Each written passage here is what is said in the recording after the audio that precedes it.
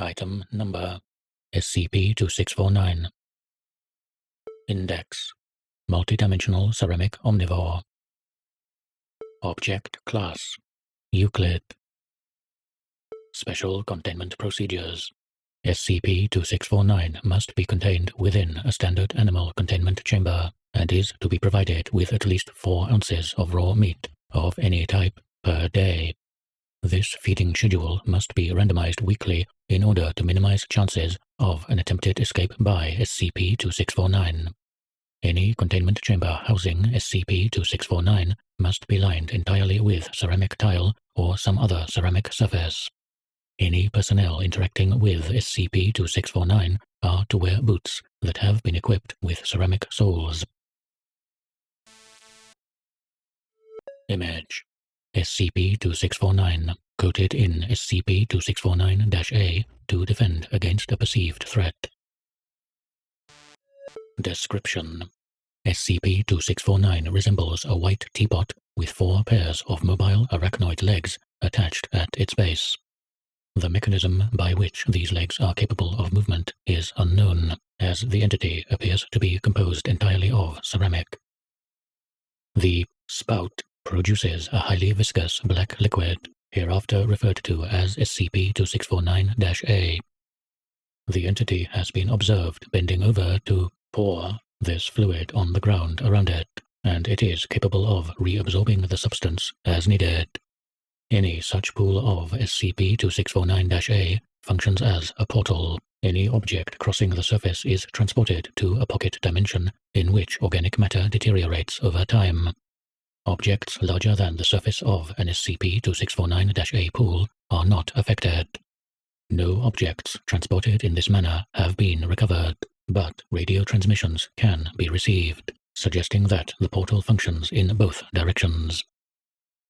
Because SCP-2649 has been observed moving any provided food into a layer of this liquid, it is believed that the pocket dimension accessed via SCP-2649-A serves as the entity's means of digestion.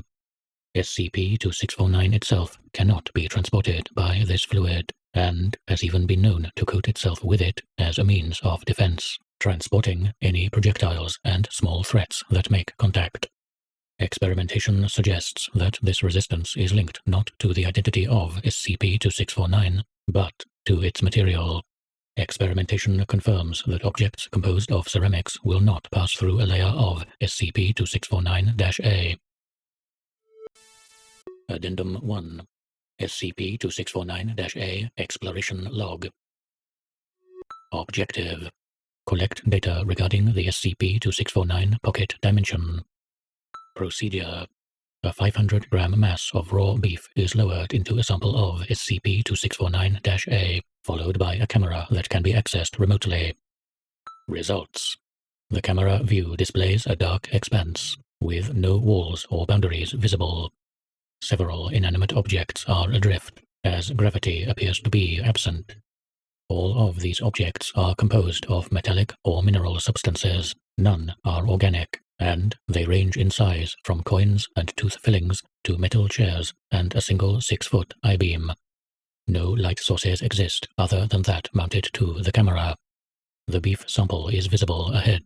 It exhibits a greenish discoloration, and small particles are separating themselves from the surface and subsequently disappearing. After roughly 15 minutes of this accelerated decay, the sample has vanished completely. Addendum 2. SCP-2649 Incident Log 02-17-15. SCP-2649 begins waiting near the door to the containment chamber as feeding time approaches, potentially with the aim of breaching containment. Investigation into possible learning behavior on the part of the entity is currently underway.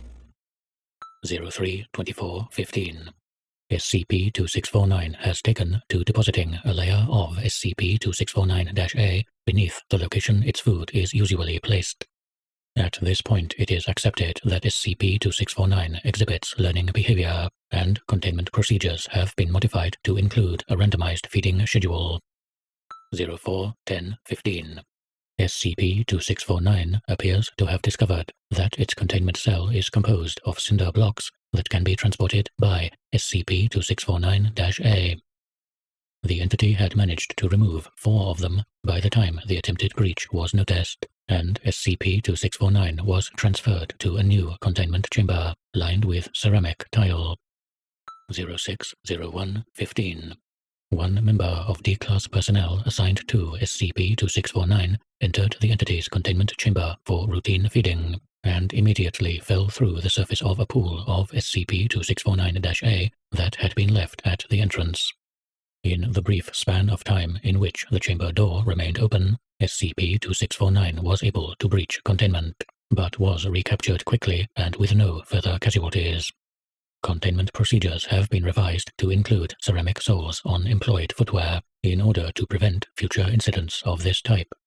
Some site staff have expressed concerns that this was a deliberate attack on the part of SCP-2649, and research is pending regarding whether or not the entity is intelligent enough to coordinate a strategy in this way.